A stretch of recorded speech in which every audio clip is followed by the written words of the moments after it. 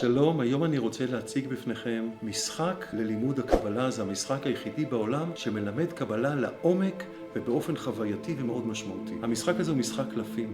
יש בו 52 קלפים, כל אחד שייך לקטגוריה מסוימת, למסגרת של הקבלות מסוימת. היום רק נעשה ככה היכרות כללית. הקלף הראשון כאן הוא קלף של שמות האלוהות. אני אקריא מבפנים. השם שאנחנו נלמד כעת זה שם אדנות, אדני. השם שלנו בתפילה אומרים אדוני. שם האלוהות בספירת מלכות, מלכות זה פה, זה הדיבור, ספירת המלכות, מצביע על הכרה באדוני כאדון כל הארץ. השם הוא הבסיס לעולם התפילה, כוח הדיבור, התפילה. כמו שאומר הפסוק בתהילים, אדוני שפתי תפתח ופי יגיד תהילתך.